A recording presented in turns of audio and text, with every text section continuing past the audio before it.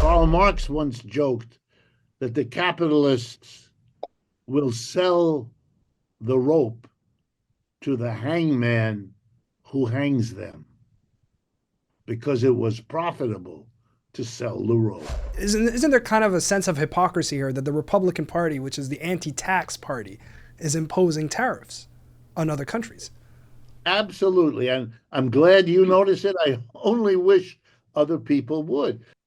An awful lot of goods that used to be sold in the United States won't be because the price went up due to the tariff. So people in America switched their buying from a tariff item to a non tariff item. I mean, this is not brain science. But if they do that, then those goods that used to come across the border won't come anymore. And therefore, nobody is going to pay the tariff. They're going to solve the problem of the tariff by evading it. So the promise that it's going to make a lot of money is a promise made by a person who cannot know that because nobody can. Absolutely nobody knows. And now let me add some things. You have made the Canadian people very angry at the way their government and their people. He keeps talking about them being the 51st state. Well, they're not going to do business with the United States.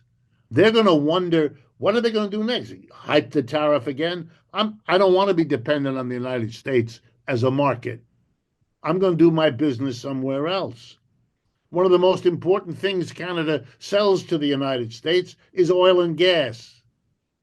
Well, you know who else in the world wants to buy oil and gas wherever they can find it?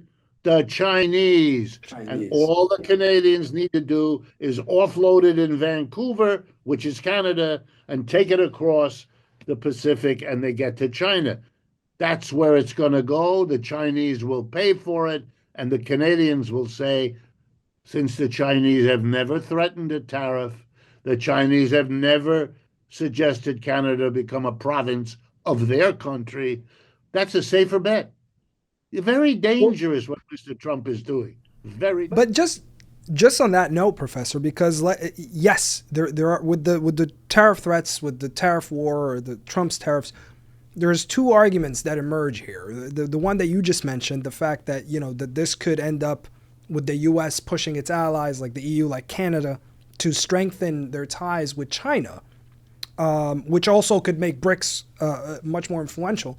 But alternatively, there's also the other argument where that this could help Trump in succeeding in slowing down China's export strategy, and therefore reinforcing the U.S.'s position as a global power. I mean, I can kind of guess which scenario you agree with, but what do you think of both of these arguments?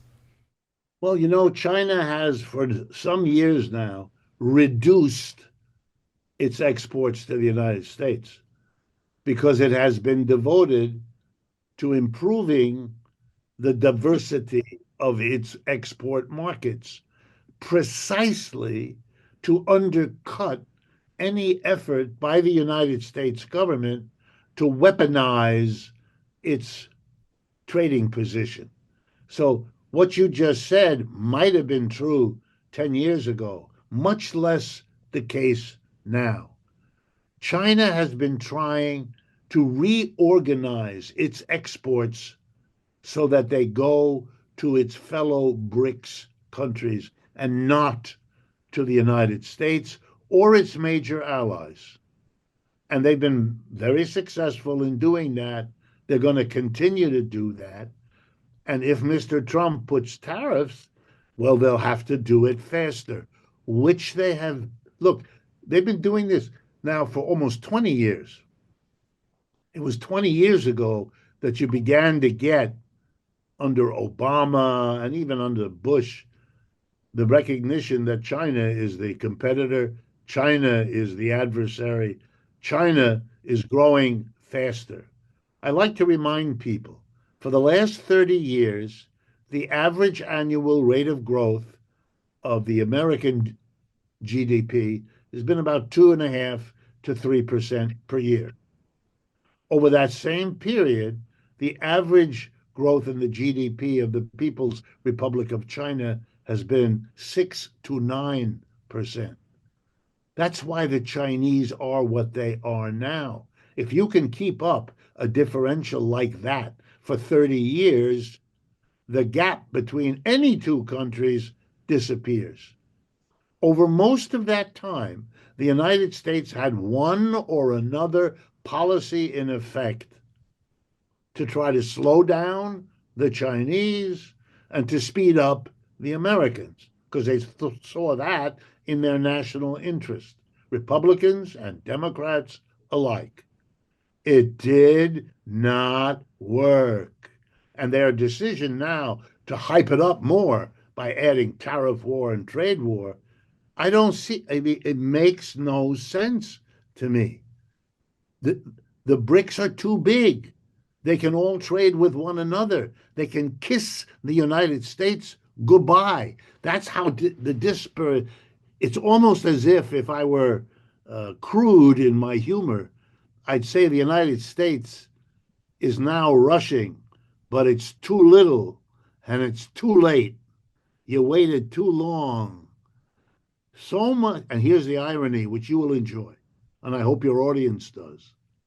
So eager were the Western capitalist enterprises to make a profit killing off of going to China because the wages were so much lower, because China had the fastest growing market. And every entrepreneur who's ever gone to business school, where I have taught in my life, was taught in my classes, like the classes of my colleagues. If you want to succeed in business, you go to where the wages are low and the market is growing. For the last 20 years, China has been the number one country where those things were true.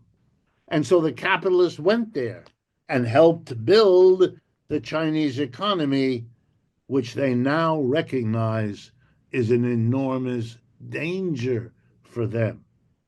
Karl Marx once joked that the capitalists will sell the rope to the hangman who hangs them because it was profitable to sell the rope.